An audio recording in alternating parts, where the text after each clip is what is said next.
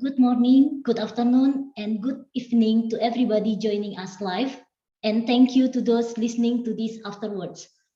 Welcome to today's event on establishing priorities and setting policies in the Southeast Asia region. I'm very excited to be co-moderating this event today as part of the FIP Transforming Vaccination Globally, Regionally, and Nationally program. Let me introduce my amazing co-moderator today, Ms. Cinta Abaya Wardana. Welcome, Cinta. Cinta is the co-editor of the Pharmaceutical Society of Sri Lanka, and she has served as the president of the same organizations for 5 years. And she's also the immediate past president of SEAR Farm Forum. Cinta has worked in different capacities in the Ministry of Health Sri Lanka. As a hospital pharmacist, she has worked at the National Hospital of Colombo and as the chief pharmacist of the Medicines Regulatory Authority of Sri Lanka. Currently, she is working as a national consultant on essential medicine at the WHO Sri Lanka. She is a recipient of the Lifetime Achievement Award from the Sri Lanka Chamber of Pharmaceutical Industry in 2013 in recognition of the outstanding contribution towards development of the pharmaceutical industry. And she also received Lifetime Award from the Pharmaceutical Society of Sri Lanka in 2019 in recognition of extraordinary contribution and excellent service to the pharmacy profession. Cinta, welcome. And I would like to introduce myself as well. So I am Shirley.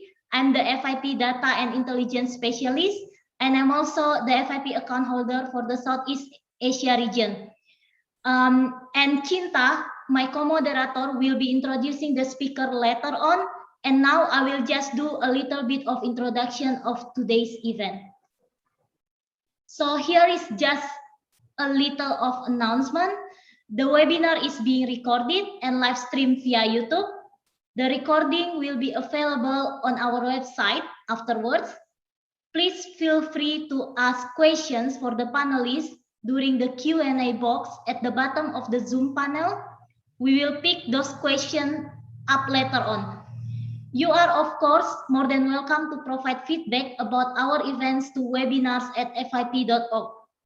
And if you haven't done already, please consider becoming a member of FIP, and you can go to our website for more information regarding the member benefits and how you can become a member. And one more announcement that I would like to mention is the audience will also be provided certificate afterwards. So thank you in advance for joining us today. Okay, so the FIP Transforming Vaccination Regionally and Globally program for 2021 builds on the success of the 2020 program. So let's just recap some of the key outcomes. It was the first FIP Digital Transformation Program. It was underpinned by the FIP development goals, and it was concluded in a global summit and the FIP commitment to action on improving vaccination coverage through pharmacy, as well as a digital collection on transforming vaccination. So in Transforming Vaccination 2021 program, we renew our partnership with Pfizer and we launched our second program, focusing more on the equity and sustainability of vaccinations. The focus of our program is to support FIP members in accelerating programs of equity, access, and sustainability of vaccinations through policy development and implementation. This will be conducted through 2 series with a total of 12 events. How important it is nowadays about the equity, access, and sustainability of vaccinations, and that's what we will discuss today. So the first of the 2 series consists of 5 episodes, which include the opening event alongside 4 other events which explore equity in vaccinations across the different angles of age, gender, literacy and education, and collaboration and working together. I recommend you to watch this series again if in our website if you missed the events previously. And today, the second of the 2 series in 2021 consists of 7 digital events which includes 6 regional roundtables, which is where we are right now. And we will discuss and identify priorities for sustainable access to vaccinations through pharmacies around the world. And today's event special for Southeast Asia region. This program will end with a leadership summit where we will present a commitment to action on sustainable and equitable access to vaccine through pharmacies. So let's recap again. The key outcomes of this program are the events itself, the global commitment, as well as also the special policy collection. So another collection this year to capture all of the outcomes of the program. Okay, so specific for today's events, focusing on the Southeast Asia region, let's just do another recap for the related to the some outcomes of the Transforming Vaccination 2020 program. So in terms of the regional needs and priorities, this region identified some needs and priorities related to the pharmacovigilance of vaccines in terms of the monitoring and management, also related to the advocacy to the government from national and international organizations. In terms of the challenges, this region highlighted challenges in procurement through medical supply division, and also a need for a proper drug storage, and also related to the supply to the end user. And talking about the lessons learned while transforming vaccination for pharmacies, this will include to be prepared for COVID-19 vaccination, dissemination of the news with guidance, tools, training, and advocacy materials. And when we are talking about the enablers and barriers emerging from this region, it is clear that the import of vaccine should be monitored by legislation in a transparent way. So this is more or less the key outcomes that identified from the Transforming Vaccination 2020. And today we will listen and hear more from our amazing panelists on the priorities in the countries related to the equity and access to vaccination. We will also discuss barriers and challenges and regional needs in relation to the policy setting. Cinta, I know that now you will present our panelists and introduce our panelists. So I welcome you, and the floor is yours. Thank you, Shirley. And good morning, good afternoon, good evening to all our participants today. First, it's my duty to introduce Shirley in bit detail. Shirley Milianti is a registered pharmacist from Indonesia. She worked as the head of the pharmacy department in Ika Hospital, Pekanbaru, Indonesia for 4 years. After completing her master's degree in clinical pharmacy from UCL School of Pharmacy, Shirley decided to pursue a doctorate in pharmacy workforce development, which she is currently undertaking at the UCL FIP Collaborating Center. Her research focuses on analysis of transformation of pharmacy workforce in Indonesia. She has been leading an initiative for the Workforce Transformation Program in Indonesia, a partnership between the Indonesian Pharmacists Association and International Pharmaceutical Federation in advancing pharmacy practice in Indonesia. She is now working as the FIP Data and Intelligence Specialist to support the FIP Pharmaceutical Observatory in data analysis and intelligence. Shirley was the FIP YPG President in 2020, serving over 1,000 young pharmacists and pharmaceutical scientists from over 100 countries. She is also in the steering committee of the WHO Global Health Workforce Network Youth Hub, which is an intersectoral, interprofessional community of practice to drive youth exclusive policy locally, nationally, regionally, and globally. So that's about our co-moderator, Shirley Milianti. And it's now my pleasure to introduce today's panelists. A brief introduction. Our first speaker will be Vindhya Patiraja. She's a senior lecturer from the Department of Pharmacy, University of Ruhuna, and she is also the General Secretary of the Pharmaceutical Society of Sri Lanka. And Professor Suresh Bojraj, Pro-Chancellor, JSS Academy of Higher Education and Research, Mysuru, President of Pharmacy Council of India. He will be our second speaker. Then Kerry Lesartik, lecturer and pharmacist, University of Pajajaran, Indonesia. Next slide, please. Our next speaker, Dr. Rao Vadamudi, Professional Secretary of SEAR Farm Forum, India. And final speaker will be Sanjeev Sharma Patel, Pharmacy Officer, Acting Chief, Department of Drug Administration, Kathmandu, Nepal. Next slide, please. So our first speaker today is India Pathiraja. Miss India Pathiraja is a senior lecturer attached to the Department of Pharmacy, Faculty of Allied Health Sciences of University of Pune, Sri Lanka. She obtained her Bachelor of Pharmacy special degree and Master of Philosophy in Clinical Pharmacology degree from University of Peradeniya, Sri Lanka. The current undergraduate level teaching areas include pharmacology and toxicology, clinical pharmacy, pharmacotherapeutic, biopharmaceutics, and pharmaceutics. She has engaged in many research studies and presented her findings in local and foreign conferences and published those in index journals. She has served for many years in the Pharmaceutical Society of Sri Lanka and currently holds the position of the General Secretary. Over to you, Vidya.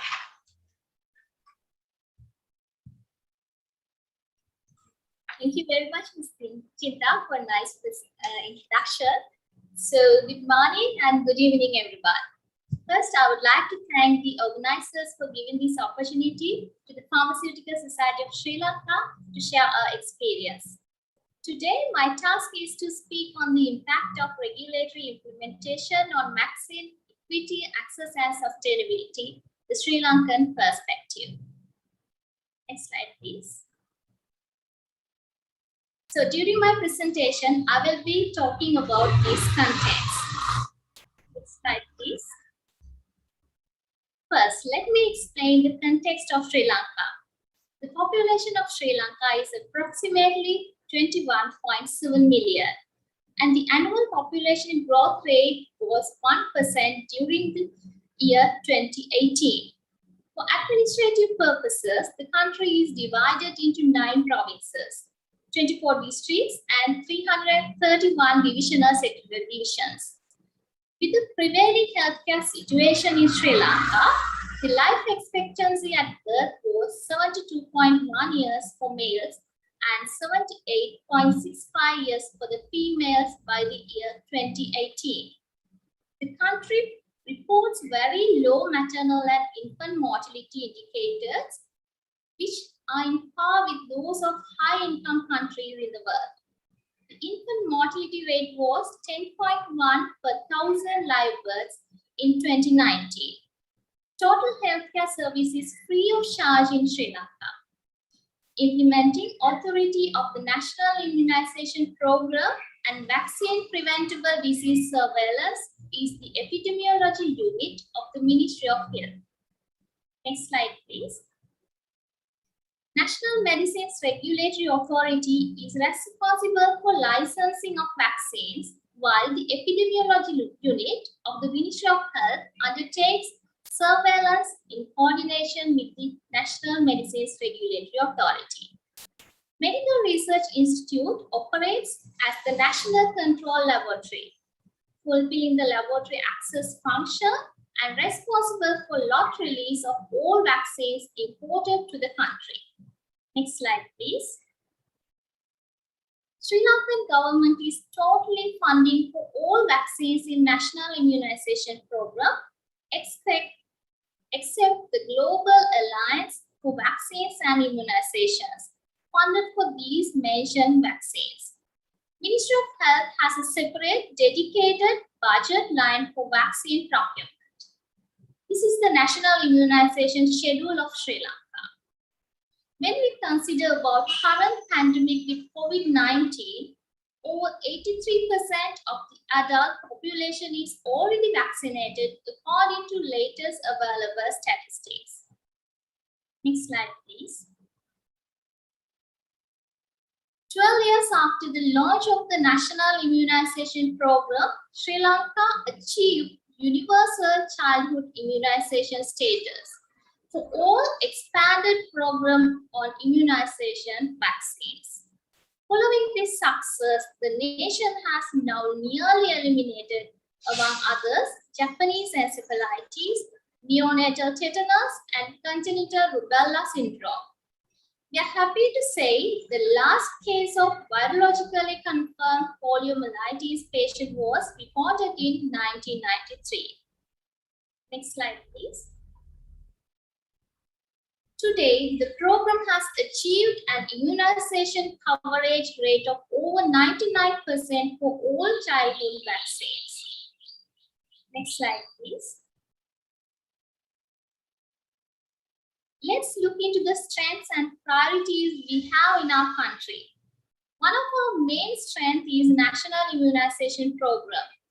Sri Lanka has totally free healthcare service and decentralized healthcare system. Decentralized healthcare system means Sri Lanka are within 1.4 kilometers of a basic health clinic and 4.8 kilometers from a healthcare facility. And also, Sri Lanka has integrated care below the district level. At the provincial level, there's a strong primary healthcare system that focuses on community engagement and empowerment. When we consider about priorities, the highest priority to the health of women and children, and has always had ownership and pride over the National Immunization Program. Sri Lanka has taken proactive regulatory approach regarding COVID-19 vaccines by Ministry of Health with the help of Ministry of Defense. Next slide, please. So let's see how we were able to sustain with this. At the provincial level, there is a strong primary healthcare system that focuses on community engagement and empowerment.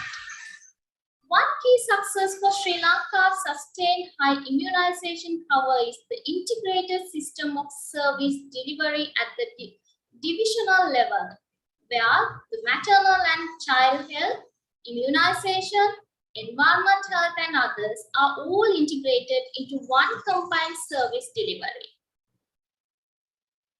Disseminating information to the youth and the community through the school immunization program is one of the main priorities that we have. Through the guidance of the local public health midwives, all mothers are made aware of and attend antenatal classes as well as regular checkups with the public health midwives and the MOH at the community clinic. During the antenatal period of all mothers, they receive a pregnancy card with a safe preparatory action for childbirth. This helps the mothers prepare and be knowledgeable to expect the BCG vaccine.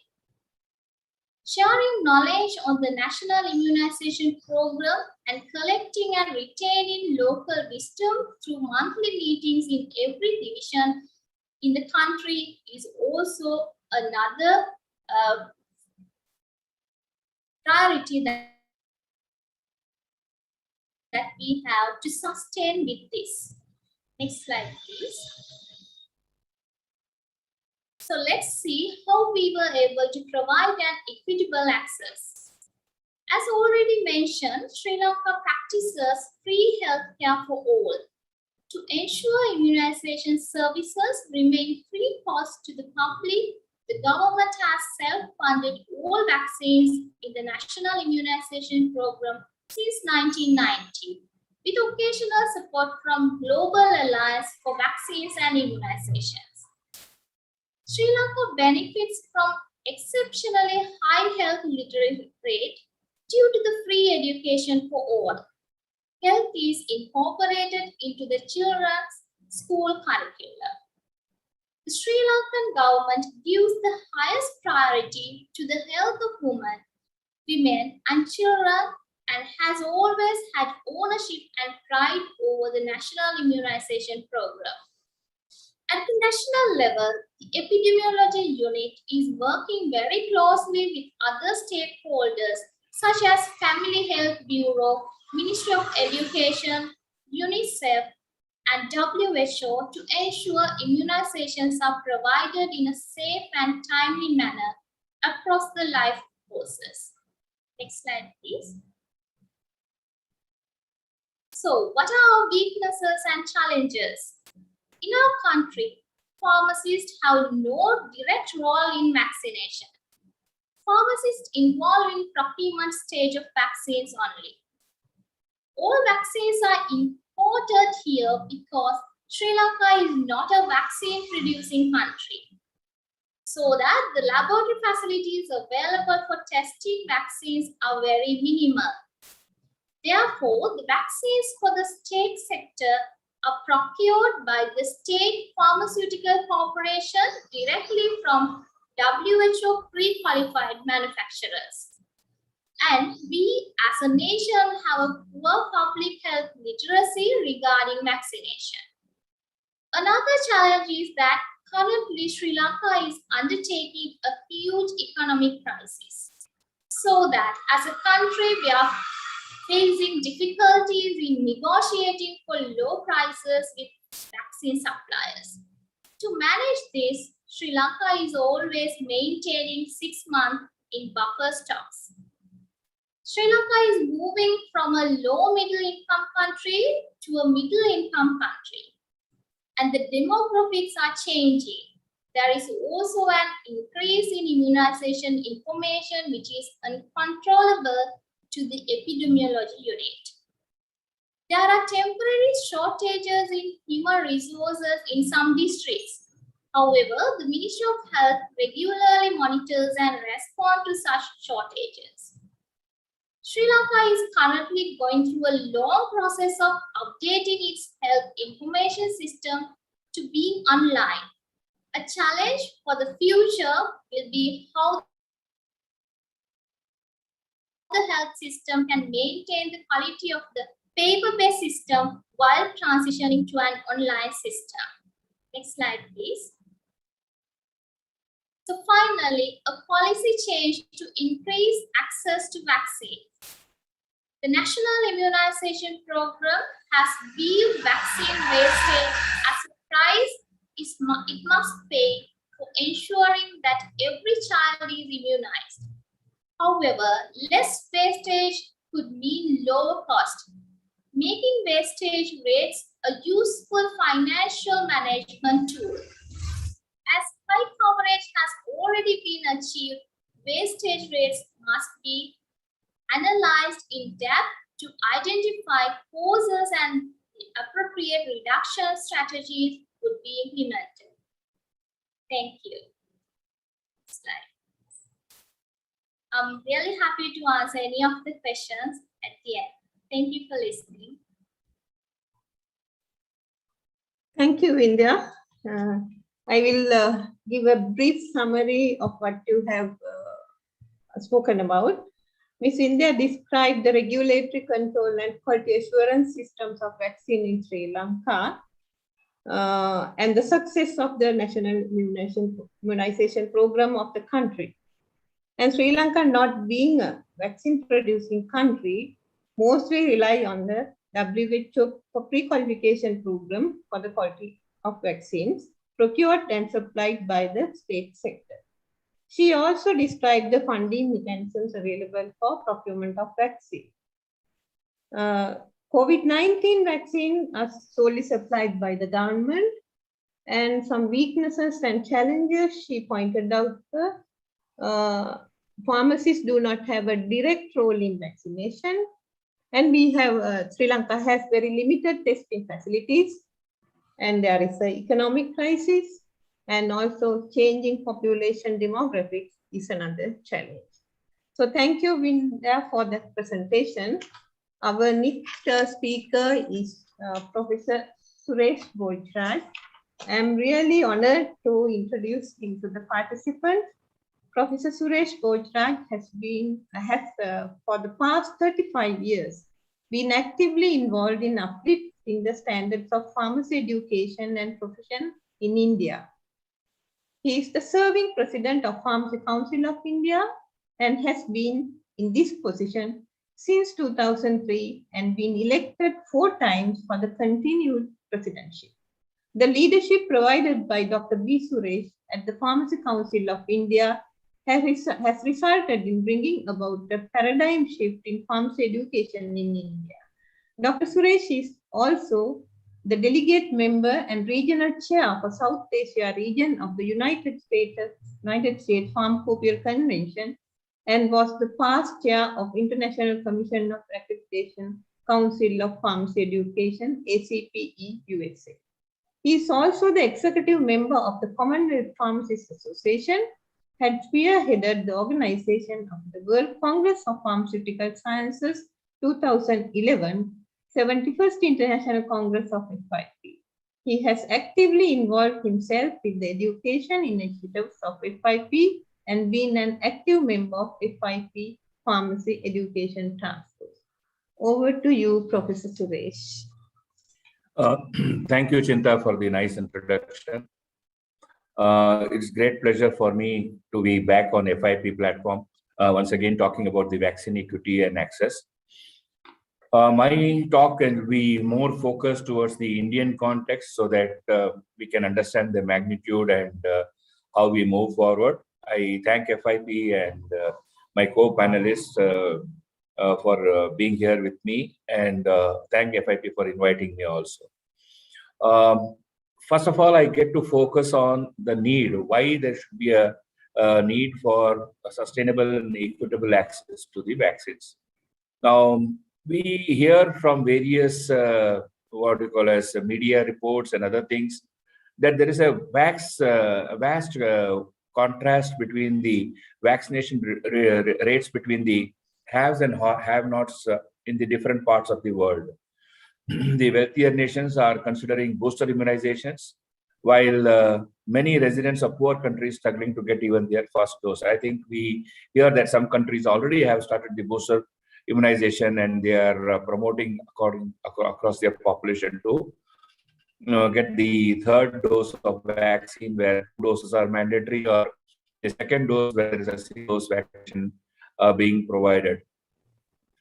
Some of the vaccination efforts across the world have been hampered because of the world conflicts. We know that, and so their population are totally unprotected from the threats or the impact of the COVID-19 pandemic. And whereas in some other cases, because of the hesitancy and lack of resources, these vaccinations are not available. And moving on, there is also the logistical challenges and poor roadways, inadequate refrigeration. All these things add to the vaccine inequity available across the world. I think the greatest obstacle for the developing nations, however, is the supply, because most of them rely for the vaccine to be imported from other countries, and the costs involved in importing are very huge, and they may have to put these efforts to invest their resources to get these vaccines. That's a major challenge in many of the developing countries. Of course, the WHO's COVAX scheme is supporting to a certain extent, but even if it supports, I think only about 20% of the world population in the low and middle income countries can benefit from this vaccination this year. So I think even though COVAX is doing a human responsibility, but to reach out to the whole world and the population that needs to be vaccinated, now with children being brought into the focus, how the children be protected from vaccination, I think there is a great challenge ahead, and we should make sure that even the booster doses are administered only where we feel there is a genuine scientific reason for that, and not just as a preventive measure, because by doing that, we are depriving another eligible person to get the vaccine. Next slide, please. Now, talking about India's strengths and priorities, as you know, India has a population of nearly 1.2 billion people, and with the 1.2 billion people being administered 2 doses of vaccines, we need 2.4 billion doses of vaccine, which should be administered to the population of India. And even if we take 60% of the eligible population that is to get, even then it is a huge task for India to do it.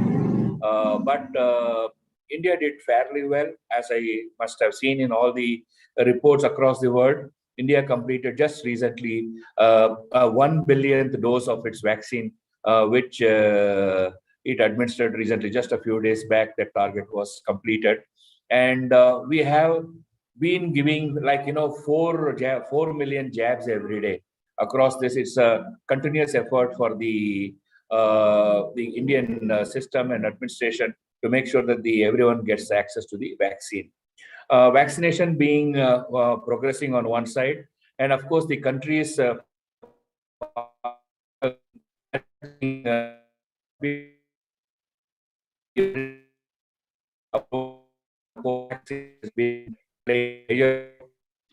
more. Sorry to interrupt, Dr. Suresh.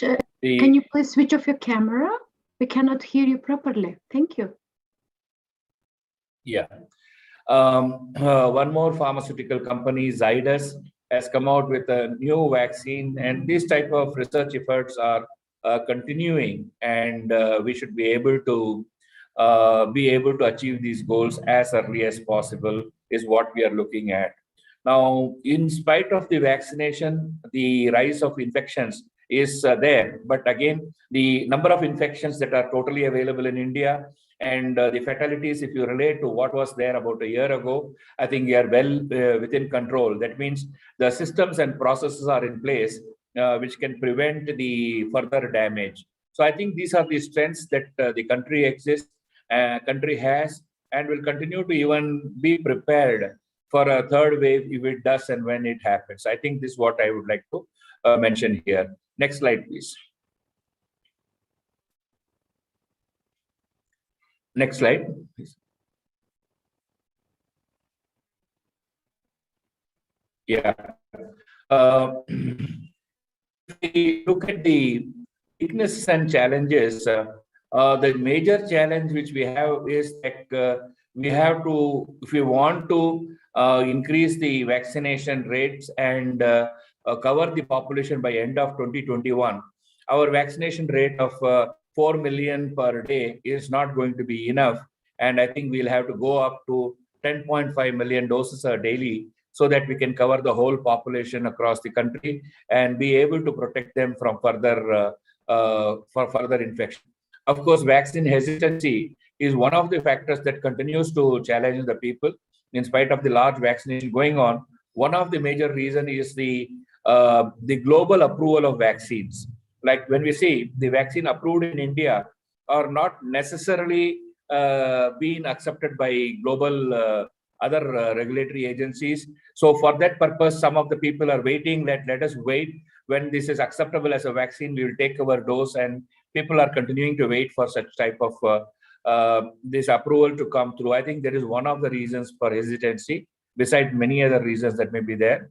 And there is also no clarity on the booster dose, whether it is required or not required. I think much more scientific data is required on that. So people who would like to protect and cover themselves and they have got access to vaccine, I think we should be able to give them some clarity on that. I think there's one other challenge which we find. And there are multiple vaccines that are available. And sometimes it happens, people have concerns whether they can take one dose of one vaccine and the another dose of the second vaccine, different vaccine, whether it is going to have any impact for the health or adverse effect. Or let us say when they are taking an additional vaccine dose, if they have had one brand of vaccine which they have taken, if they go to the other model, whether there will be any other challenge that may interfere or affect them. Particularly, these requirements are changing globally, and people are concerned that how they can prepare themselves to travel to other country if the vaccine which is available in India or administered in India is not acceptable by the country where they are. I think this is another type of challenge which we are seeing. These are all not very major, but I think this segment of population that is having these type of concerns is very less. And only I think, but the question is, these questions keep putting us in mind, and people postpone sometimes their interest to get vaccinated. I think these are the few challenges or weaknesses which I see in our access and equity to be available to the people of the country. Next slide, please. Next slide. Yeah. So one of the questions that was put across to me is, what one policy change that can help vaccine equity in India? And I think what is happening in India right now is the public sector hospital, that is the government hospitals, they provide a vaccination to all the population, but primarily they cater to the economically weaker sections and rural populations. And the vaccines are administered totally.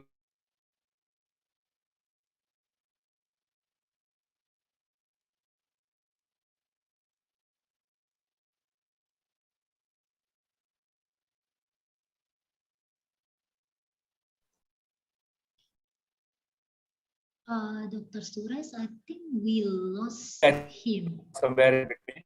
I'm back here. If you can. Oh yeah, yes, good. Thank you, Dr. Suresh. Thank you. The slide can be shared and just.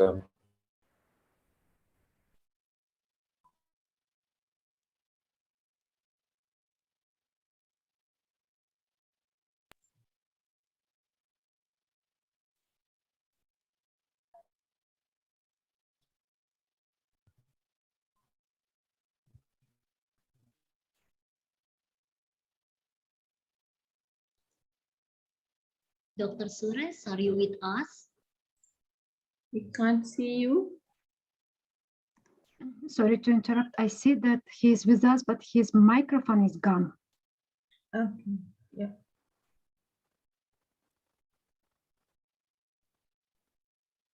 Now I see that camera is also gone. Probably he's trying to resolve the technical issues.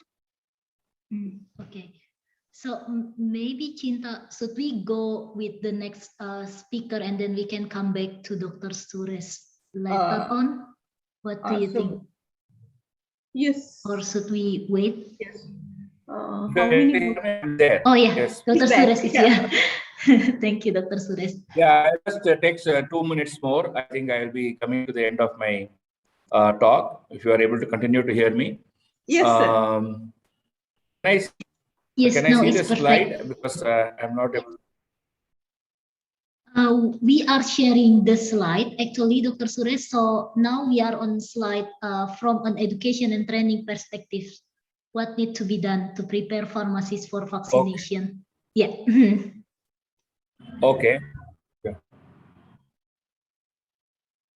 So what I look at it is that from the perspective of education, the pharmacists are not trained to that level for the public health emergencies. I feel that if we just position the public health education among the pharmacists and make a little bit of emphasis, we should be able to train our pharmacists to move towards.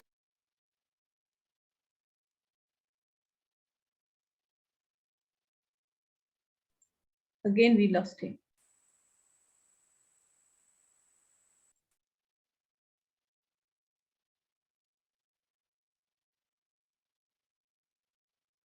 Suresh, Dr. Professor Suresh.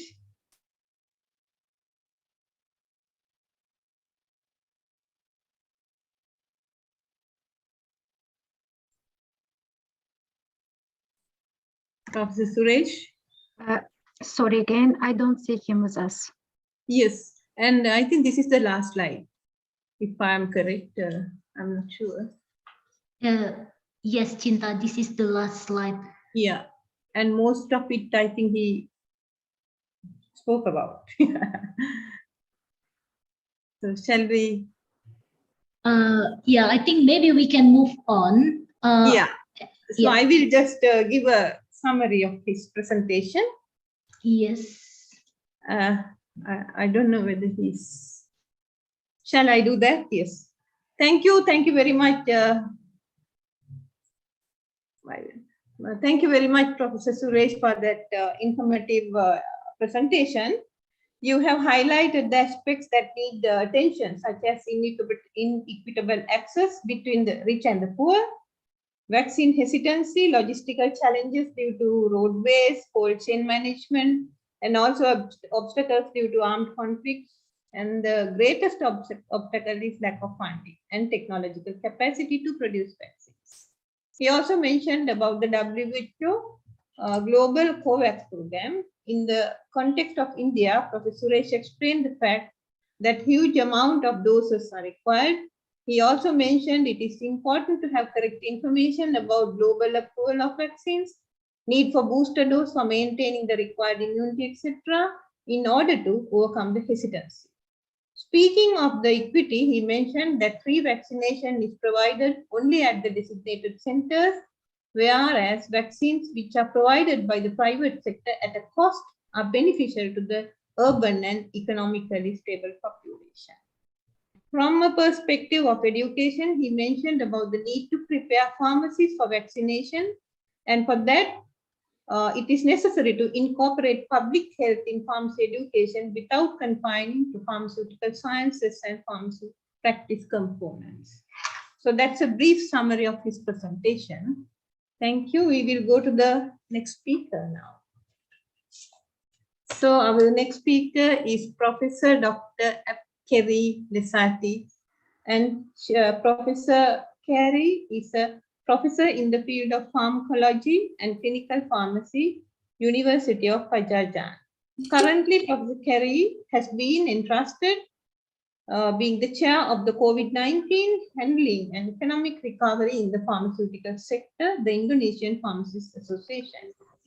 Some of her latest research are regarding the Ria Health Tone Oil clinical trial and quinine clinical trial for COVID-19 drugs.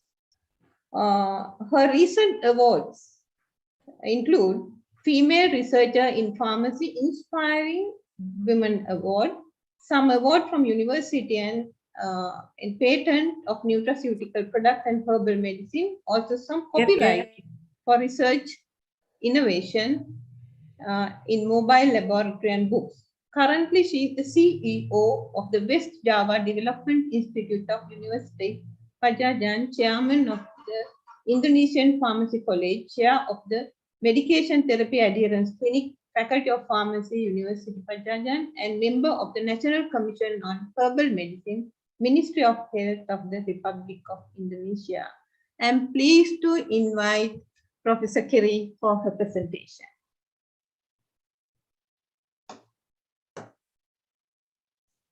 Thank you, Chinta, for the nice introduction of mine. And then this is the COVID-19 vaccination update in Indonesia.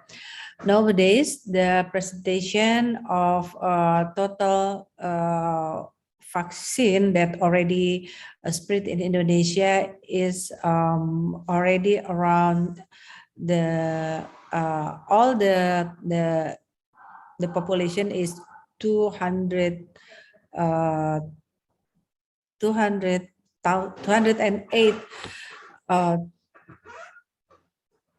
million, around 208 million people in Indonesia, and now the spread is almost on around 58% in average. Next, and the vaccine strategic role in Indonesia. We have the essential element for global health security, like in the public health priority, and then how to strengthen in the national health system and capacity, and then also how to prevent, protect, and control pandemic, such as another infection disease that we already have in Indonesia. And then also the vaccine diplomacy is use vaccine as a medium to put aside the political conflict, unite to overcome the pandemic. And then also there's the success story we see about the polio control in Afghanistan and also in around the world. And international collaboration in the vaccine strategic role is to increase the international cooperation in the development of new vaccines In Indonesia now is developed the new vaccines for the, namely is MERAH PUTIH vaccine, and then incorporated with other countries in Indonesia. And then also involvement many kind of NGOs to develop the international collaboration to enhance the strategic role in vaccine, like as Bill and Melinda Gates Foundation, and then Welcome Tours, and etc. Also Rotary Club. Next. The purposing of the COVID-19 vaccine is to reducing illness and death due to the COVID-19, and then to protect and strengthen the health system, and then also to accelerate achieve the herd immunity in protecting public health, and then also to maintain the productivity and minimize social and economic impacts by the COVID-19 pandemic. This is the purposing of the COVID-19 in the world, and also especially in Indonesia. Next. And COVID-19 vaccine supply scenario, principles and plans is such as like that. In Indonesia have the scenario when the epidemiology setting for the transmission in society. So the level 1 vaccine availability, if very limited, such as 1 until 10% of the national population. So the target group is for the health workers in health services, facility, and the risk age group. So in Indonesia, the first group that already has the vaccination is for the health workers. And then after we have the level 2, that the vaccine availability is enhanced to 10 to 20% of the national population.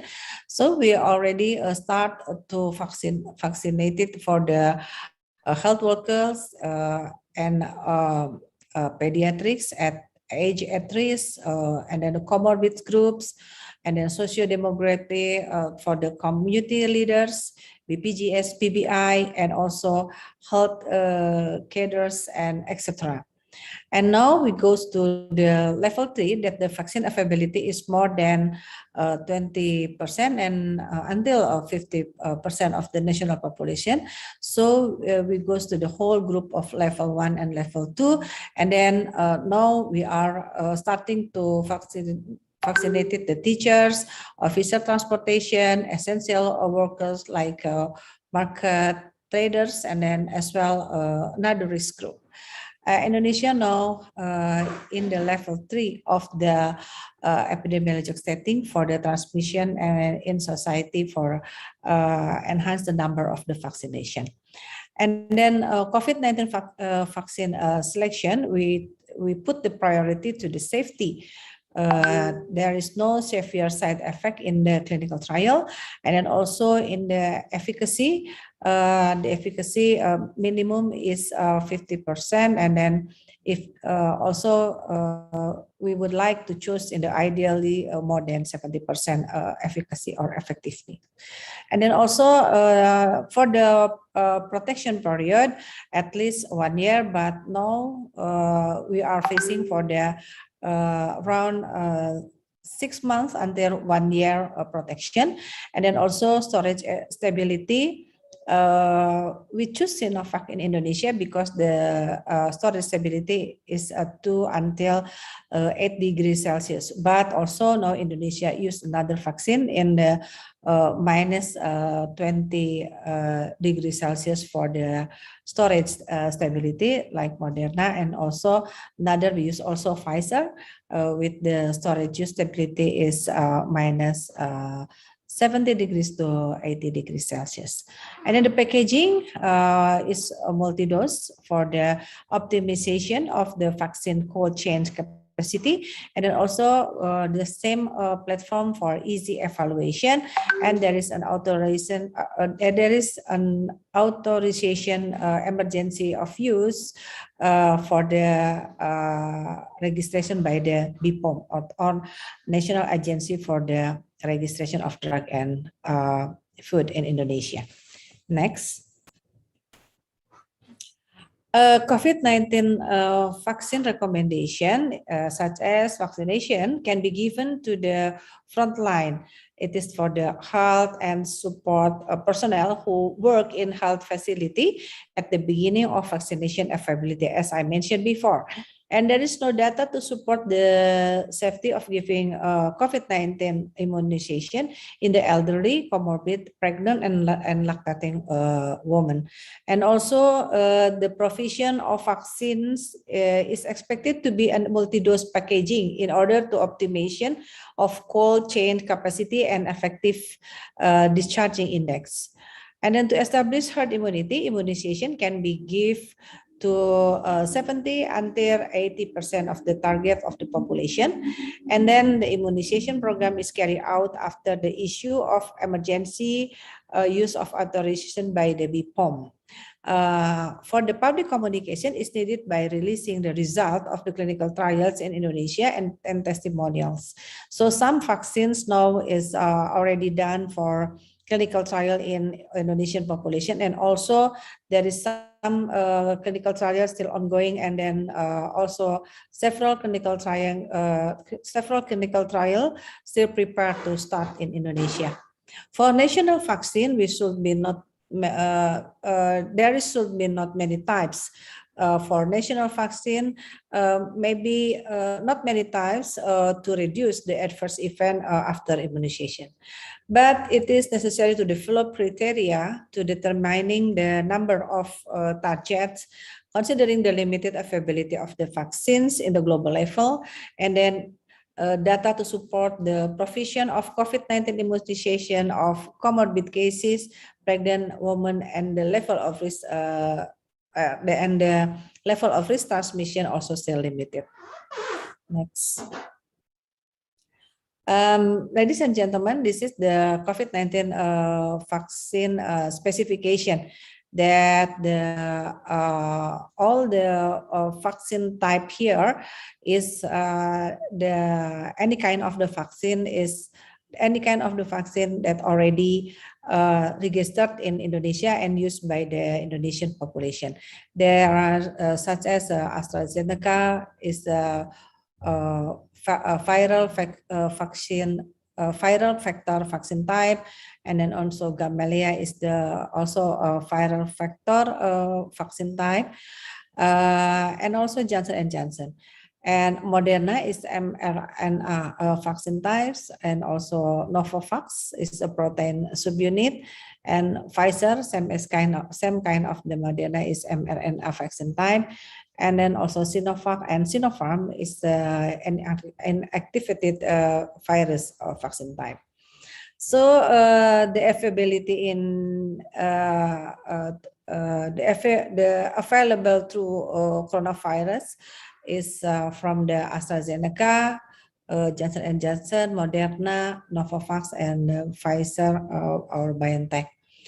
And then we see that all the vaccine needs to be double shoot. Johnson & Johnson, it is only one shoot for the vaccinated.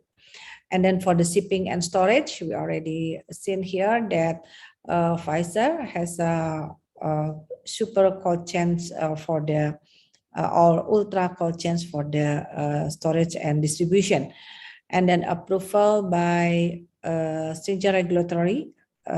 We see that all the kind of the vaccine in Indonesia has the approval for the regulatory, and then also has the emergency use of authorization by BPOM Indonesia. Next. What is the COVID-19 vaccine program in Indonesia? Next, vaccine program in Indonesia use Sinovac and AstraZeneca as the first vaccination that already provide in Indonesia. The platform that we already mentioned before, and we have also another brand. Next,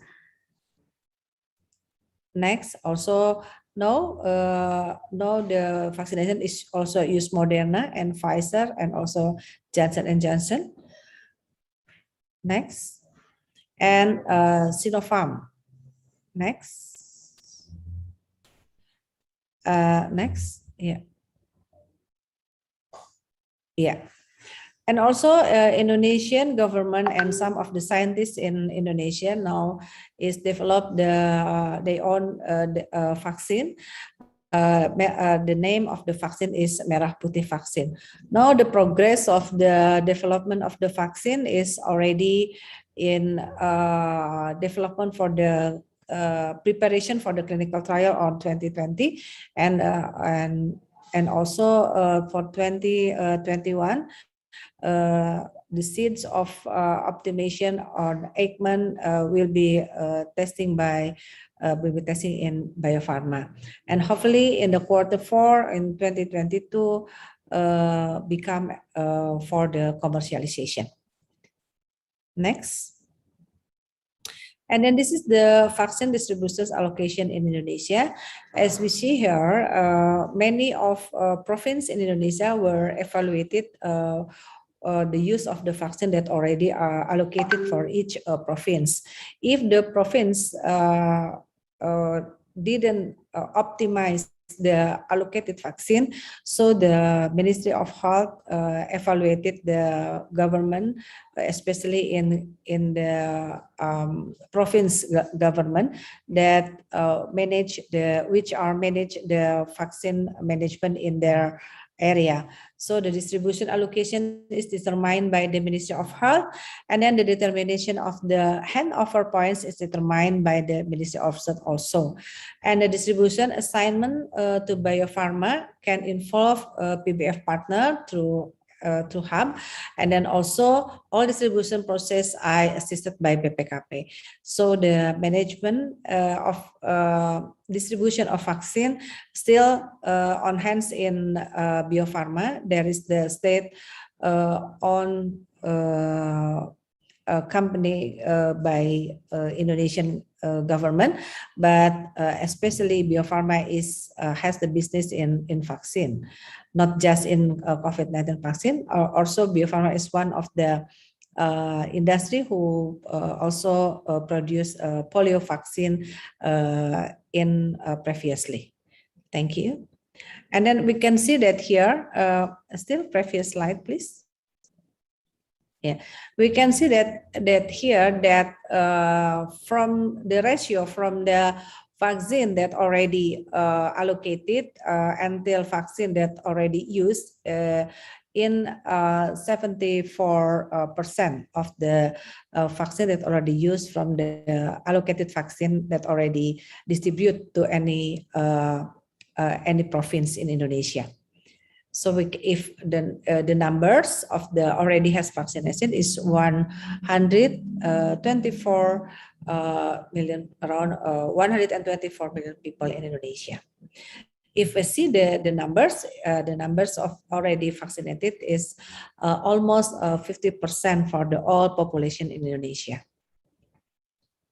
Next, and the challenge of achieving 70% vaccination coverage from the world's 78 billion population is to development the vaccine, and then to completion the trials and approval, and then also how to scale up the global manufacturing capacity, because the needs of the numbers of the vaccine is very huge.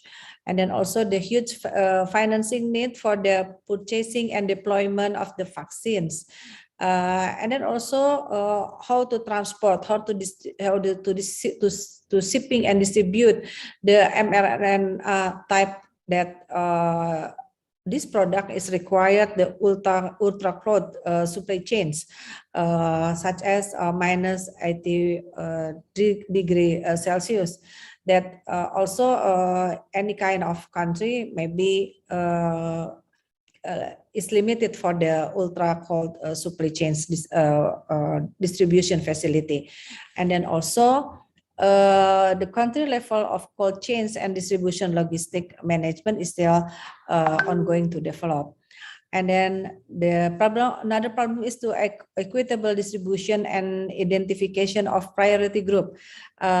Example, such as the people with comorbidities or people with the handicaps. And then also country vaccination capacity constrained by army of vaccinators. And then also public acceptance and risk of communication. This is one of the unique issue we facing with the resistance and misinformation about the vaccination. And then also the medical care waste management. It is one of our concern.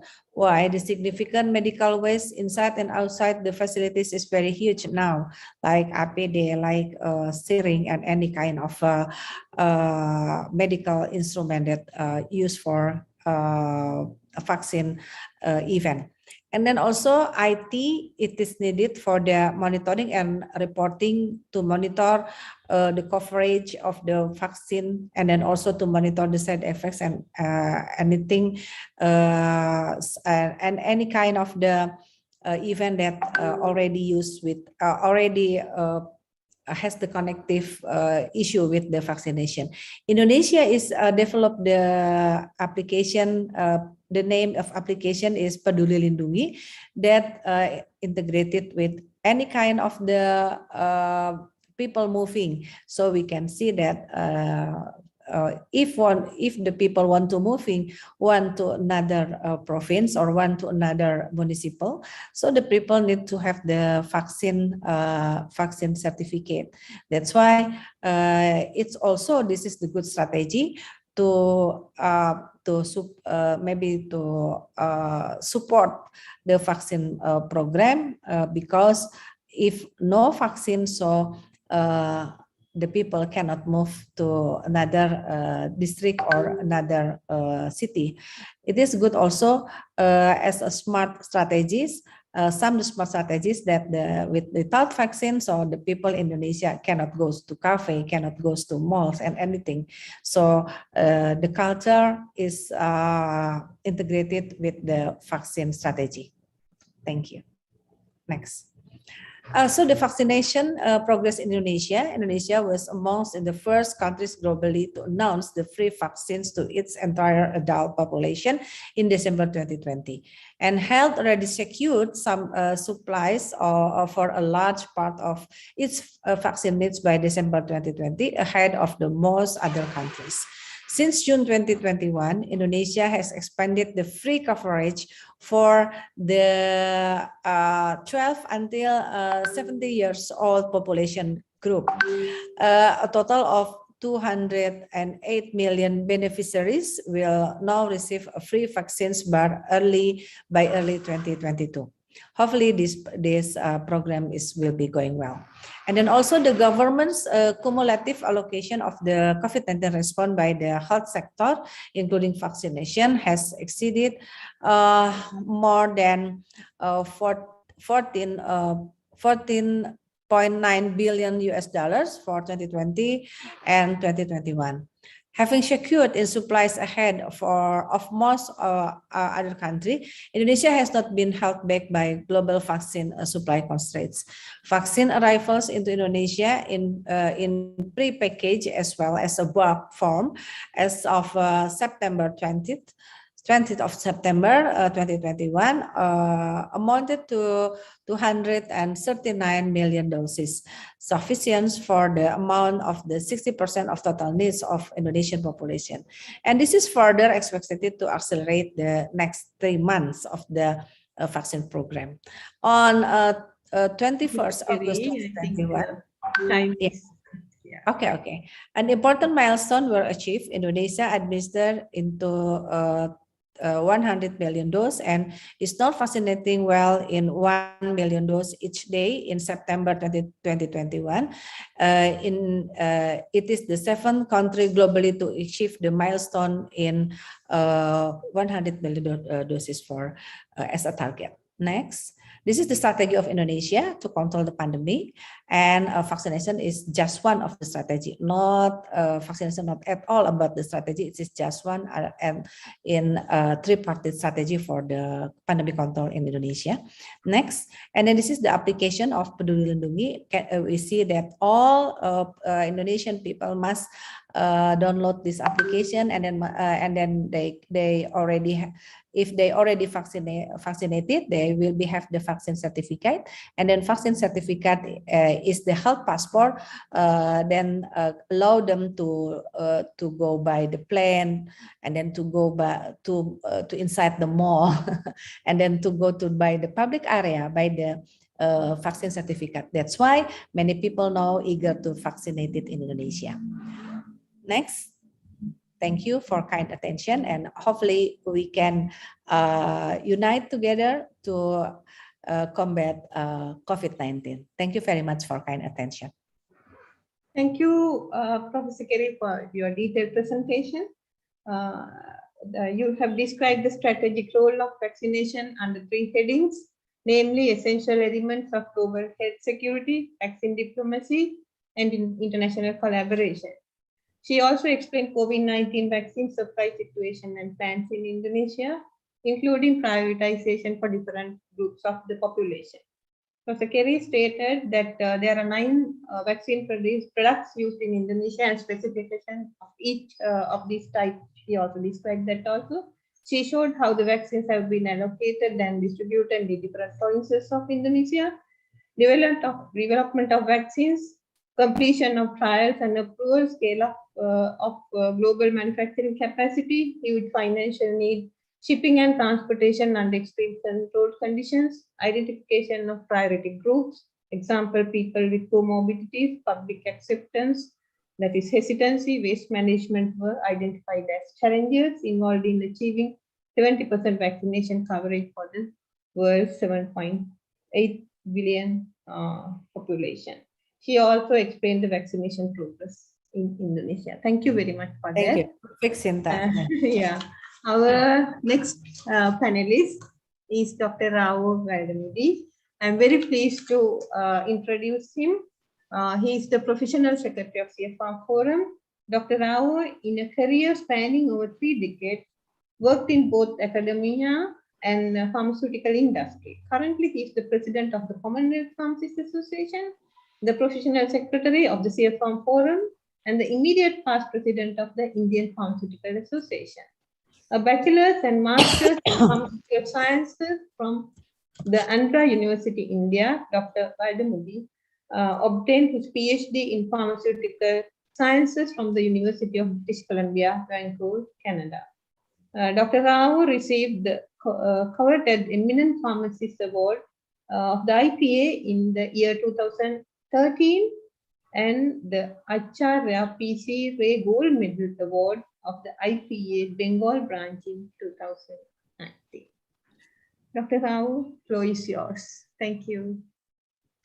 Thank you, Chinta. I hope everybody can listen to me. Today, in my talk, I would be focusing essentially on the COVID vaccination status in India. In the earlier series, I spoke about the vaccinations in general in India. So today I thought the focus should be on that. And Professor Suresh has already mentioned a few points here. One of the milestones achieved is India administered about 1 billion plus doses of vaccines on October 22nd, and today's count actually is 1 billion and 22 million vaccine doses. These are the single vaccine doses that are administered. So of which 700 million are the first doses, which kind of a statistics given is about 73.5% of eligible vaccinable population in India have received at least 1 dose. And about 30% of the eligible population have been fully vaccinated. Indian population is quite rapidly moving, and on Friday at 6 p.m. it is 1,398,000,000, and about 960 million people are eligible for vaccination. And most of the vaccines that are approved for use are 2-dose vaccines. So we are nearly looking at 1.92 billion doses, of which 1 billion doses have been covered. India has a very aggressive target of covering the entire all the eligible population, that is 18 years and above, by December 31st, which perhaps is not possible to reach because we still have to administer at least 9 million doses of vaccines. The vaccines approved in India are Covishield, which is a popular name, but it is the version of AstraZeneca, which is developed and formulated in India in the Serum Institute of India. And that Covishield alone contributes to about 80%, 80+% of the vaccine doses administered in our country. Covaxin, which is a inactivated viral vaccine developed by totally indigenously by Bharat Biotech, which contributes another 12% of the vaccinations that have been completed. Other vaccines that are approved are Sputnik of Gamaleya. JCOV-D is of Zydus, is again indigenous vaccine, which is 3 doses, and it is not an injection, but you can pierce the skin and give it subcutaneously through a jet of stream of water or liquid. AZD1222 is AstraZeneca Oxford. Moderna, that's a messenger RNA vaccine, that's also approved. Janssen, a single dose vaccine, is also approved, but majority of the vaccines given are either Covishield or Covaxin. May I have the next slide, please? In this population, in the vaccination, the Indian strategy was, again, first frontline workers or health workers to be vaccinated. That amounts to about 30 lakh doctors, nurses, frontline workers, and people are associated with that function have been vaccinated, followed by about 60 years and above age group. 17% of the total vaccinations were to that group. Then the vaccination was open to 45 to 60-year age group, and about 27% of that group have been vaccinated.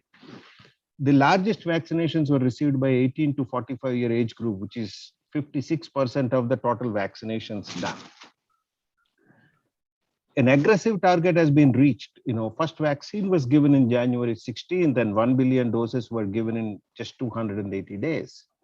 So one can talk about it is an achievement, it is a strength, and the strength is essentially because of the manufacturing facilities, vaccine manufacturing facilities that are available in India. India is a major vaccine producing country. It accounts for about 75% of all vaccines, administered all across the globe are produced in India. But when it comes to COVID vaccine, we are adding something like 7 to 14 billion doses of those vaccines on top of the immunization programs for entire global population. So that requires for huge capacities and huge manufacturing and people working continuous production and all over, 365 days around the clock. India's vaccination drive was achieved through almost 244,000 COVID vaccination centers. Most of them are public in the hospitals, in the public health centers and other places, and some are private.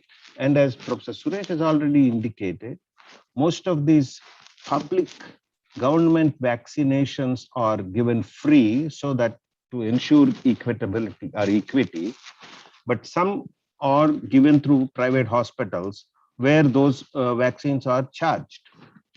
And they have deployed at least 200,000 vaccinators and another 390,000 supporting team members. Okay, at places, drones were used to ferry vaccines to inaccessible areas. And on top of that, India also provided about 66 million doses to 95 countries as gifts as manufacturing agreements, supply agreements, or as a COVAX project. But the problem appeared when India had a second wave, a devastating second wave during March, April, May, June, where millions of people became sick. There was a huge criticism on the government, and the government was criticized that why we are exporting vaccines for, vaccine equity across the globe through vaccine diplomacy, when your own population in the country are suffering with COVID and they have not enough vaccination. Not enough vaccines were available for vaccinating them. So there was a sudden surge at the vaccination centers and the supply-demand ratio did not meet. That's when the government's policies, etc., were criticized, and as a result of which the exports or the distribution to countries where vaccines are not produced has been stopped. Next slide, please. Next slide. May I have the next slide? Yeah, the weaknesses. The weaknesses being, today we are touting these numbers, but we still have to give 900 million doses, and that will take time. And still 70 million adults of vulnerable age group of 45 and above are not received even a single vaccine dose. Lower percentage of women were vaccinated among the general population that has received vaccination. And this is attributed to many of these women who have not been vaccinated or in the rural areas. And this is attributed to vaccine hesitancy or communities insisting that women should not get vaccinated. And there is also a disparity between vaccinations in rural areas versus urban areas. Although most population is in the rural areas, but the percentage of population vaccinated in the rural areas is lower than the percent of population vaccinated in the urban areas. This could be because of accessibility of the vaccination centers, as well as vaccinators reaching some rural areas. Another criticism that was faced is monitoring of adverse events and making them public and making them available was not adequate. We have to understand here, vaccination should be followed by pharmacovigilance of the vaccination. Nevertheless, there are very rapid vaccinations are happening. So that's one of the comments. Greater, very few pharmacists, from my perspective, very few pharmacists were employed as vaccinators and no community pharmacy was involved in as a COVID vaccination center. This is another drawback. The one single policy change that could make a difference is in the next slide. May I have the next slide, please? Well, I believe that if we train and deploy community pharmacists as vaccinators and community pharmacies as designated vaccination centers and provide them all the facilities and ensure that they can procure, store, administer, monitor, and monitor after effects of vaccinations, the vaccination drives can be successful because India has more than 700,000 pharmacies situated all over the country. So you have to distribute and vaccinate through, community pharmacies. That's what is done in other countries. So therefore, future vaccination drives to be implemented through community pharmacies. Employing community pharmacists would make vaccinations more effective and more effectively completed, and vaccine advocacy can be included as a part of this involving pharmacists. And this is one policy change could make the entire scene very, very effective and different. Thank you very much for the time, and this is what I wanted to talk. Thank you, Chinta. Thank you. Thank you very much, FIP. Dr. Rao, for your informative presentation. And he explained the current status of the India with regard to COVID-19 vaccination and different types of vaccines used by them. And first vaccine was given on January 16, and 1 billion doses were given in 280 days, largest vaccination drive in the entire world. Most vaccine doses administered were manufactured in India, and large manufacturing capacities. They have COVID vaccination centers, public and private, and vaccinators, and large number of supporting team members were involved. So that's very good news. At the same time, India, several million doses donated to 95 countries at a donation for COVAX project and based on other various agreements. Describing the weaknesses and challenges, Dr. Rao mentioned that many adults in the vulnerable age group still have not received even a single dose of vaccine. Low percentage of women were vaccinated, particularly in rural areas due to vaccine hesitancy. Inadequate monitoring of adverse effects, and very few pharmacists were employed as vaccinators, and no community pharmacy was involved as a COVID vaccination center. Policy changes needed were identified as community pharmacists to be deployed as vaccinators, competency development for community pharmacists to be certified as immunization experts, to procure, store, administer, and monitor after effects of vaccinations, community pharmacies to be developed as recognized vaccination centers all over the country, and future vaccination drives to be implemented to community pharmacies. These are some of the policy changes he suggested. Our final speaker for today is Mr. Sanjeev Sharma, and to introduce him to our participant, Mr. Sanjeev is currently working as an acting chief at Department of Drug Administration, Province 1, Birantnagar. He has been working as a government regulatory officer in pharmaceutical sectors, drug analyst, and management of healthcare systems since 2013. He has a passion for enhancing the health status of people through proper management of pharmaceutical services, regulation of medicine, medicinal devices, and health commodities. Mr. Sanjeev has experience in regulatory affairs, medicines, laboratory, GMP audit, GPP inspection, academic sector, community pharmacy, HR management, leadership, and team leadership. Over to you, Mr. Sanjeev.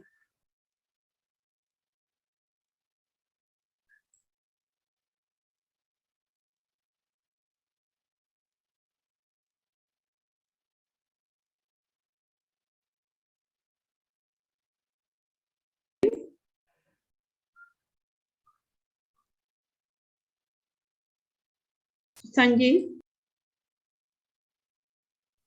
Sorry. Okay. Go ahead, please. Thank you, Chinta. Thank you, Chinta.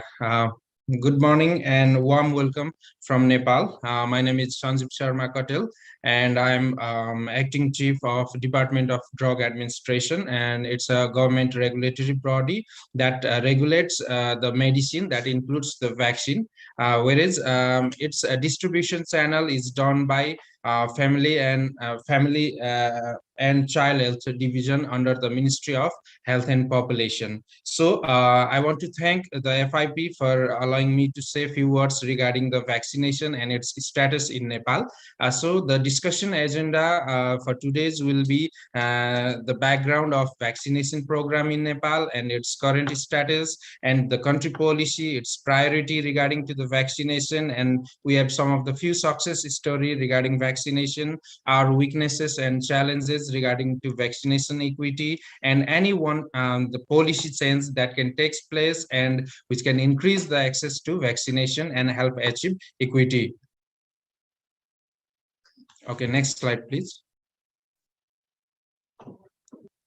Okay, talking about Nepal, it's a federal democratic country. It's a landlocked country that covers 147,847 square kilometers. And we have the population of 30 millions, and its birth cohort is 6,21,000. And the immunization program in Nepal was started from 1979 after the declaration of smallpox eradication. And at the beginning, only 3 antigens were introduced at the launching period in 3 different districts. And this expanded program of immunization, EPI is a vertical project that led to the responsibility for vaccination. Okay, now we are providing 12 different antigen to the target group, BCG, DPT, HIV, hepatitis B, Haemophilus, influenza B, OPB, IPB, PCV, Rota, MR, JE, and TD. And there are about 17,000 immunization sessions which are conducting in each month. Actually, in Nepal, there are two central and 6 provincial and 77 district level stores, and about 5,188 health facilities from where the service delivery for vaccination exists, and other fixed and outreach as well as mobile immunization clinic are also in the practice, and 4-tier distribution channel. The vaccines, first of all, they are stored in the central storage, then they are shifted to the provincial level, and after that district health administration will conduct its storage and distribution through to the local levels. And talking about the cold chain equipment and mode of transportation, we store the vaccine in WIC and WIF in the central and provincial level, whereas in the district and health facility level we just have ILR system. Next slide, please. So our strength and priorities to the vaccination and equity and access. In the present constitution of Nepal, the right to immunization and vaccination is been presented as a fundamental right, and the government of Nepal supply it's a free supply of vaccines to all the targeted population, and using WHO PQS CC to store the vaccination, and also we follow the EVM SOP. And vaccine are providing as per session per vial system, and also in recently 2016 Nepal implemented the National Immunization Act, which is responsible to improve the insight and set high standard for vaccine testing as well as its distribution channel also. And the immunization fund also has been established, which is responsible for funding the all vaccines. And out of reach and mobile immunization session, this is also one of the strength, our strength. And and FCSB, female healthcare volunteers, they are set at a community level who provide the vaccinations service also. Okay, talking about the success story in Nepal, the eradication of smallpox was already done, and the child mortality and morbidity rate has been successfully declined in, within this 20 years period. And also we control the neonatal and maternal death. Also the reporting of polio till now is 0 and is in process to eradicate. And we also control the Japanese encephalitis, and this vaccine was introduced in from routine immunization from 2006, and from 2018 we control the congenital rubella symptoms. And Nepal declared its 60 out of 77 district, Nepal declared 66 district as a full immunization district. That's also our success. And introduction of now we are in phase of introducing the new vaccines like as typhoid vaccines, SPB in our routine immunization program, and also the COVID vaccine is being distributed and provided to the public from the similar supply chain management. And we have another target to eliminate the MR, measles and rubella within 2023, and hepatitis B also was controlled from 2019. Next slide, please. Okay, let's talk about the weaknesses and challenges with regard to vaccinations. We do have limited infrastructures. We don't have that much facility to store the vaccines, and the available warehouse that's are also old and they have a limited space. And also the cold chain equipments are limited for a new antigen in all level, in central as well as provincial level and in local level also. The another challenge is weakness is HR management for vaccination. We do have challenge that is due to our old organogram in the national immunization program. The country have few personnel for in this immunization program, so that our routine immunization program would be held if the number of employee HR would be low, and we have heavy load in our workplace, and also the vaccinator, they are of old age. That's also a challenges, and in order to maintain the cold chain, that is also a challenge that we have. And the another one is we have difficulty to reach as vaccination center. About our 17 to 18% is covered through the mountain region, and 68% covered through mountain and Himalaya. That's why due to geographical restriction, we have difficulty to reach to the vaccination center. Also the migration.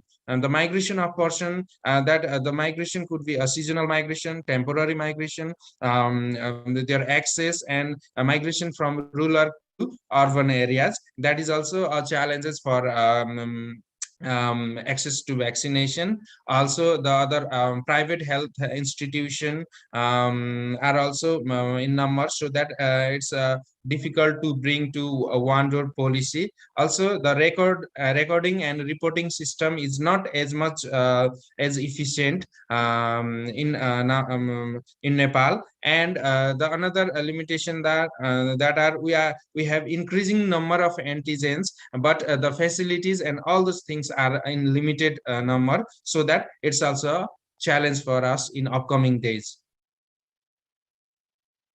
Next slide, please. Okay, any policy change? We need to have the change in policy for also cold chain and vaccine management strategy policy also. As per the constitution, as per the new constitution of Nepal, we need to change our policy. We need to change the act and change the structure of vaccine management. And also we have to renovate and reconstruct the warehouse for new cold rooms in different province level. And we have to replace the old cold chain equipment to maintain the quality of vaccines. And the another one is we have to restructure the existing organogram for cold chain and vaccine management, as well as vaccinator, to maintain the quality of vaccine for immunization. Also, the community pharmacist, as per earlier speaker, community pharmacist also could be deployed as a vaccinator. And also the in current scenario, a pharmacist has no any direct role in vaccination, and it could also be benefited to the pharmacist also for the technical enhancement as well as their role in vaccination. And the another one is real-time data regarding equipments and vaccine logistic and vaccination recording and reporting systems should be accurate, and effective communication through the national as well as local media and through the communications center. And also, we do not have any vaccine manufactured here. All the vaccines are imported from another countries. So that's also a challenge. If any vaccine could be manufactured here, it will be easy for us in a distribution and supply chain also. Also, the facilities for laboratory facilities for vaccine testing are also not available here in Nepal. So those things also could be added, and so that each person, each public will get equal access to the vaccines and help to achieve the equity. Thank you very much. Thank you very much, Mr. Sanjeev. And you have briefed about the background of vaccination program in Nepal, how vaccines are distributed, provincial and district levels, and health facilities maintaining cold chain requirements. As strengths and priorities for vaccination, equity access, sustainability, Mr. Sanjeev stated that availability of legal provision is a strength. Also, it has been identified as a fundamental right of the people. Free supply, availability of funding, mobile immunization sessions, use of WHO PPU systems are also some of the strengths.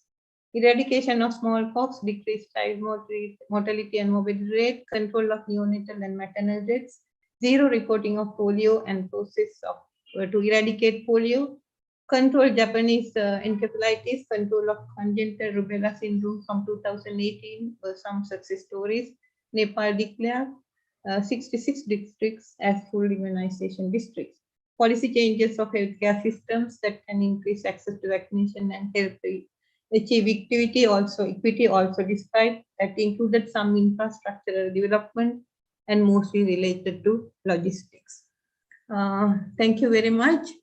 Now I'm handing over to my amazing moderator, Shirley. Over to you, Shirley. Thank you, Chinta. What an amazing session today, everyone. I know that we are running out a little bit time, which is we already passed like 5 minutes, but I hope you all enjoy our session today. I may only take one question from the audience today because of the time, and I would like first to invite all of the speakers to turn on their video so I can ask this question. So the question that I will ask is more related to our session today, which is about the equity access of vaccine. So it's basically how can we collaborate and work together across countries in the Southeast Asia region to improve equity and sustainability of vaccines. So how we know that we have some challenges, we have some barriers, we have also some success story presented by speakers today. What do you think how we can collaborate together across countries in Southeast Asia to improve the sustainability of vaccine? Maybe I will invite Vindhya first to answer this question. Vindhya, the floor is yours. Okay, thank you. Hope you can hear me clearly. Yes, we can hear you. Yes, so to answer your question, I feel like as a country which is not producing vaccines at the moment, right? So we really need all these professional support and all these technological knowledge sharing to a country like us. We need that help, like according to the other speakers, they were really proud to say that they're producing COVID vaccines even, right? So in our country, we don't have any provisions to produce any kind of vaccines. So if we get together and share our knowledge and technology, so we should be able to go a long way. So that is my opinion, actually. Thank you. Thank you, Vindhya. It is indeed a knowledge sharing is very important. I may invite now Dr. Rao, if there is anything that you would like to add. Particularly the vaccine equity and distribution of vaccines to the countries where vaccines are not produced is essentially a political decision, even though we would like to have that everybody should be able to receive the vaccine. We have already seen situations where in countries like US and Canada and probably Europe, we're talking about booster doses, and Pfizer, Moderna, and vaccines like that, they're talking about the third dose. When, as Professor Suresh has rightly pointed out, there are populations in the world where they have not yet received a single dose. So there must be some control, like COVAX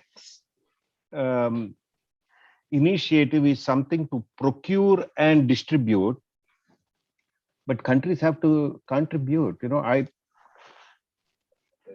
honestly speaking, at one time, United States has Astra vaccine, several doses were in United States when Astra vaccine was not approved by FDA for use in United States. So this is hoarding, you know, it is like black marketing and hoarding, you know. So therefore, one way is to have something like NATO forces. We can have WHO has some captive production capabilities across the globe that they can deploy it. But can that happen? I do not know. Otherwise, it's good diplomatic relationships between countries when they talk and then they distribute, they share and share alike. This problem can be sorted out. Thank you, Dr. Rao. Good diplomatic is very, very important as well. I would like to invite now Professor Kerry if there is anything that you'd like to add.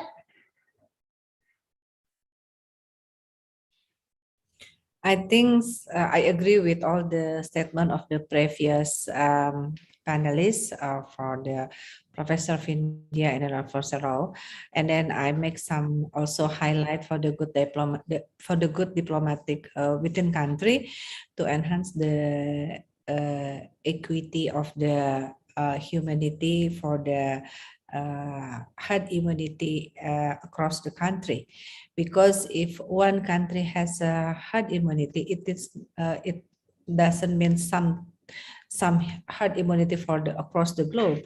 Why?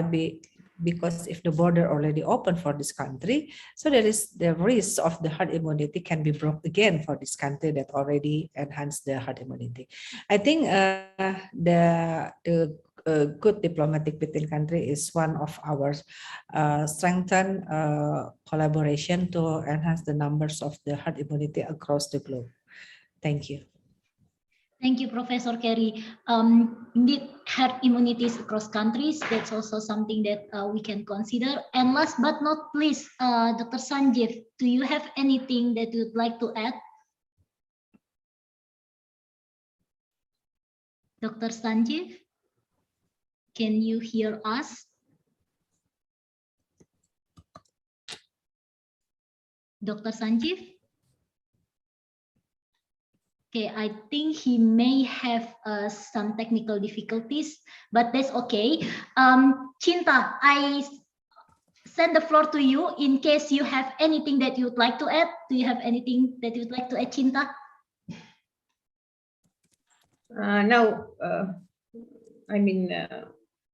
I don't have anything to add from Sri Lanka, from my country, but collaboration is really needed, but everyone is in need of vaccines, and we are, looking forward to, get vaccines from other countries. But as India, I also agree with India, because we have to somewhere start this, and our pharmacists are not involved in, even, the technology, and we are not that developed in Sri Lanka. We don't have that technology to even manufacture, not only vaccines, even other parenteral preparations for that matter.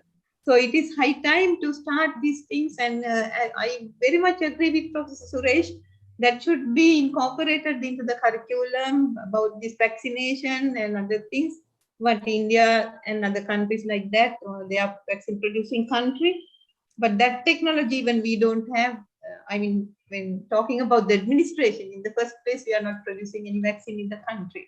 So we have to depend on the countries, other countries. So collaboration is very much needed for us. So thank you. And I am also for that to educate, to include those things into the curriculum about the administration and other things also about vaccines, and also public health.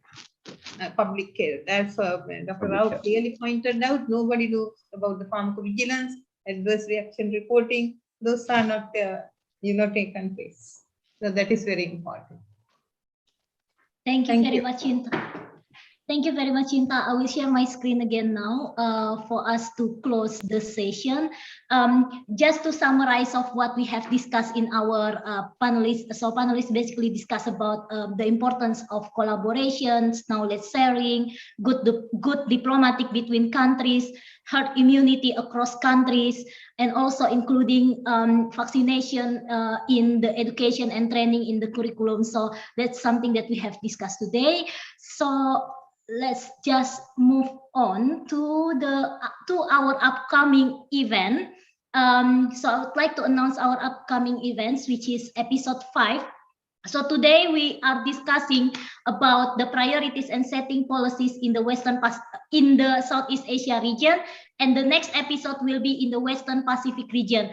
So we would like to invite you all to also join this event, to know the focus on the regional needs and drivers for transforming vaccination in the Western Pacific region. And if you would like to join it, please scan this QR code or visit events.fifth.org or transformingvaccination.fifth.org. And you can also check all future FIP digital events in this website as well. So last but not least, I would like to thank you to all of you who are still be here with us. And also thank you for my amazing co-moderator, Cinta, and also all great speakers today who share their presentation, their success story, and their barriers, and also their priorities to achieve the equity and sustainability of vaccines. Thank you very much, everyone, and have a lovely day. Thank you. Thank you. Thank you. Bye. Bye.